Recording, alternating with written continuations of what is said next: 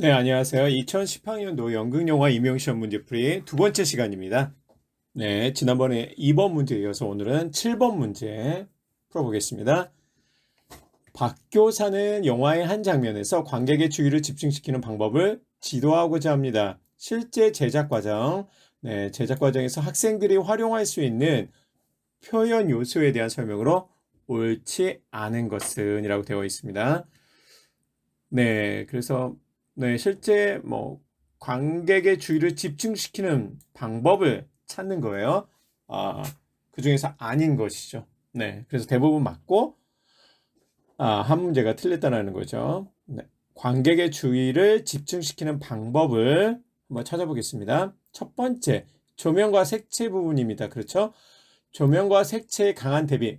강한 대비는 우선적으로 주의를 집중시킬 수 있다. 네, 맞습니다. 강한 색채의 대비는 예를 들어 노란색하고 검은색의 대비라든지 그런 부분에서 색채와 조명 같은 경우에 밝은 조명이라든지 어두운 명암의 밝고 어두운 그런 강한 대비는 충분히 주의를 집중시킬 수 있습니다. 관객에.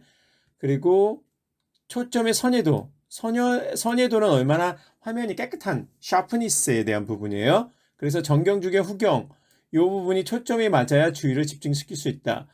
요거는 잘 확인해 보셔야 됩니다, 여러분들. 이 정경, 중경, 후경 중에 한 부분만 예를 들어 정경을 강조할 초점이 맞으면은 이건 충분히 선회도가 있습니다. 강조할 수 있어요. 하지만 정경, 중경, 후경 세 곳의 이미지를 모두 초점을 맞춘다라는 것은 쉽지가 않고요. 오히려 분산이 되기 때문에 주의 집중을 할 수가 없다입니다. 그래서 정답은 2번이 되는 거죠. 세 번째, 배치입니다. 배치, 인물과 물체의 상호 연관을 갖도록 배치함으로써 주의 집중을 할 수가 있죠. 상호 연관이 있는 경우에 어떤 인물과 이 인물을 상징하는 어떤 소품 아니면 공간 그런 부분을 우리가 배치함으로써 주의 집중을 충분히 이끌 수가 있습니다. 대상의 크기나 거리감, 화면에서 크고 가까운 쪽의 피사체가 주의 집중을 그쵸? 크고 가까운 곳에 대부분 이게 정경이죠. 정경일 경우에 주의 집중을 만약에 정경에 포커스를 맞춘다면은 훨씬 더 중경 후경에보다 관객에게 주의 집중을 시킬 수가 있다는 것입니다. 다섯 번째, 움직임입니다. 정지된 배경에서 움직이는 대상. 정지된 상태에서 움직이는 거 있으면 눈에 확 띄죠. 혹은 움직이는 배경에서 대부분의 예를 들어 자동차 거리에서 움직이지 않는 한 인물이 있다고 생각해 보세요. 집중이 되죠. 그런 부분입니다. 움직임도 정지된 상태에서는 움직이는 대상, 혹은 움직이는 배경에서는 정지된 대상이 관객의 주의 집중을 받을 수가 있다는 것입니다. 그래서 이 답은 7번 문제의 답은 2번이 되겠습니다. 여러분들 선예도에 대한 부분이에요. 샤프니스라고 되어 있는데 화상이 화면의 이미지가 선명하게 보이는 정도를 말합니다. 일반적으로 초점, 색채, 필름의 입상성의 결과로서 화상 이미지가 얼마나 디테일이 명료한 정도를 의미합니다. 화상 디테일이 명료한 정도를 의미합니다. 그러니까 화면의 깨끗한 부분이죠. 이 선이 되고 떨어지는 건 블러드 됐다고 우리가 얘기할 수 있죠. 이미지가 약간 흐리다. 화상이 선명하여 이미지가 뚜렷할수록 선예도가 높다. 맞습니다. 선예도는 해상도와 깊은 관련이 있으나 이 두 가지가 같더라도 색채 및 콘트라스트의 정도, 피사체의 특성에 의해서 선예도가 다르게 느껴지는데 콘트라스트가 클수록 채도가 높을수록 색상이 대비될수록 선예도가 높다라는 것이죠. 이 부분 선예도에 대해서 문제가 많이 나오지는 않았어요. 하지만 여러분들도 이 부분에 대해서 한번 기억을 해두시면 좋을 것 같습니다. 이게 이제 우리가 사진을 찍었을 때 선예도가 높은 부분, 이 위에 부분은 선예도가 높다, 샤프니스가 높다라고 되어 있는 부분이고요. 이 부분은 어때요? 깨끗하지가 않죠. 블러드 되어 있어. 블러드 되어 있기 때문에 선예도가 샤프니스가 낮다라고 얘기할 수가 있습니다. 네, 그래서 선예도에 대한 문제는 짧게 마무리하겠습니다. 8번 문제입니다. 이 문제는 정말 많이 나왔어요. 여러분들이 영화를 많이 풀타임으로 보셔야 될 영화들이 몇 편인데 그 중에 이제 시민 케인이 있죠. 오슨 웰스의 시민 케인이 있습니다. 그리고 스탠리 큐브릭의 2001년, 2001 스페이스 오디세이 1968년도 작품이죠. 이 두 작품 말고도 또 있지만 기본적으로 여러분들이 반드시 풀타임으로 영화를 보셔야 돼요. 스페이스 오디세이입니다. 네, 홍교사는 장면 전환 기법, 장면 전환 기법 굉장히 많이 나오는 문제입니다. 사례 중심의 지도를 하려고 하고 있습니다. 기역, 리을과 같이 하늘로 던진 뼈 조각이 우주선으로 연결되는 과정을 보여주고 있습니다. 이와 같은 장면 전환의 사례로 가장 적절한 것은 이 부분 스페이스 오디세이에 나오는 장면입니다. 유인원이 뼈 조각을 들고 하늘로 올렸습니다. 그리고 그 올린 뼈 조각은 바로 우주선으로 모습이 바뀌죠. 그리고 지구의 모습, 우주선의 모습이 좀 더 가까이 선명하게 보여주고 있는 장면입니다. 네, 1번부터 볼게요. 대화 중인 A가 B를 응시한다. B의 얼굴을 클로즈업해서 카메라가 서서히 이동하면서 다른 공간에서 C를 바라보는 B가 보인다. 이거는 이동하고 응시하는 부분이기 때문에 시선의 일치라고 할 수 있죠. 그 움직이는 인물에 따라서 우리가 그 시선을 따라가게 되는 어떻게 보면 시선의 일치라는 부분으로 되어 있습니다. 2번 방 안에 있는 한 인물이 테니스공 화면을 오른쪽 밖으로 테니스공이 있어요. 오른쪽 밖으로 던집니다. 다음 화면에 이게 돌멩이 같은 거로 바뀌어버려요. 그래서 돌이 날아와 상점의 유리창을 산산조각 낸다. 이런 걸 바로 우리가 뭐라고 얘기하냐면은 매치컷이라고 얘기합니다. 매치컷. 연결되어 있는 컷이라는 거죠. 이게 바로 뼈와 우주선 모양이 매치가 되고 있어요.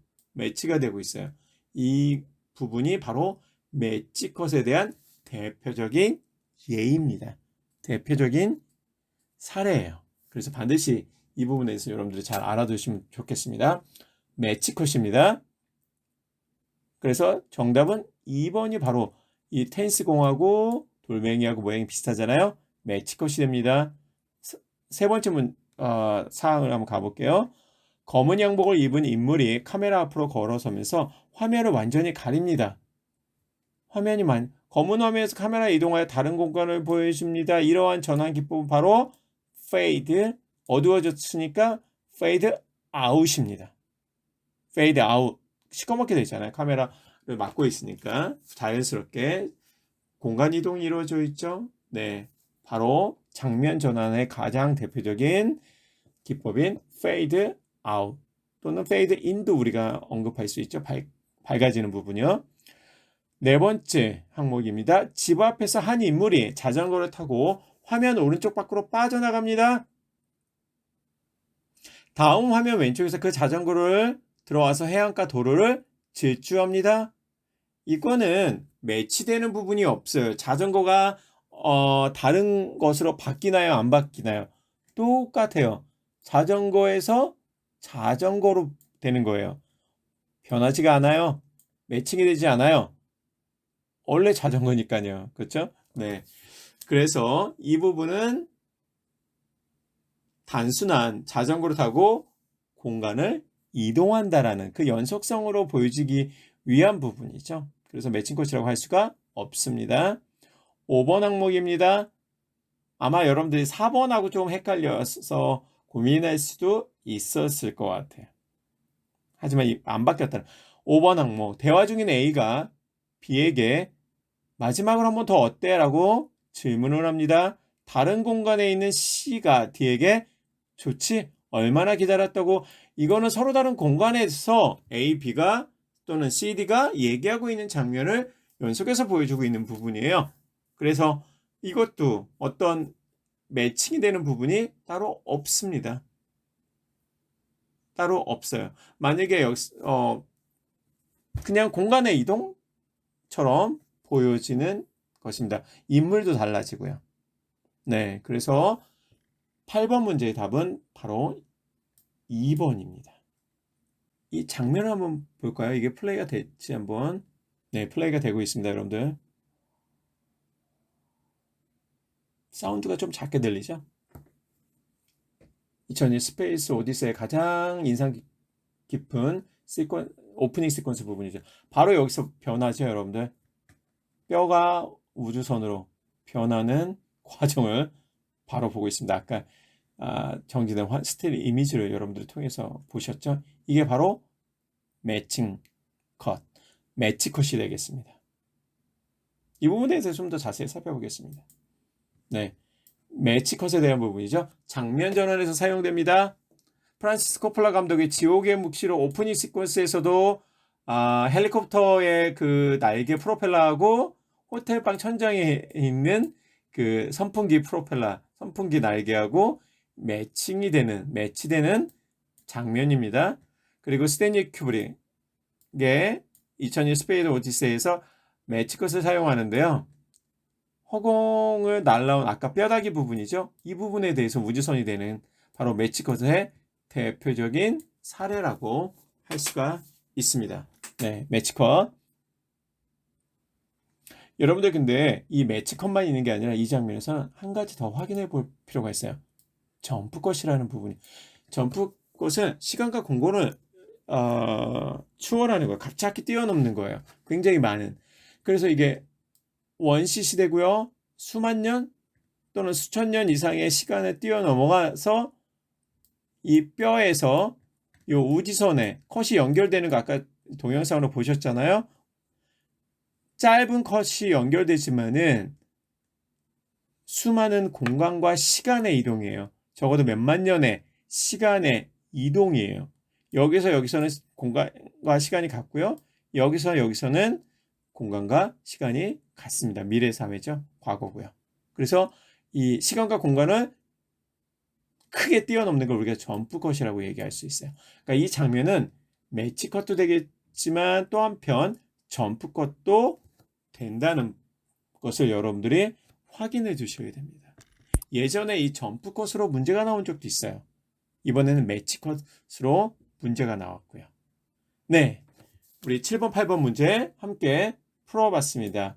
여러분들 다음 시간에 계속해서 2010년 문제풀이 진행하겠습니다. 감사합니다.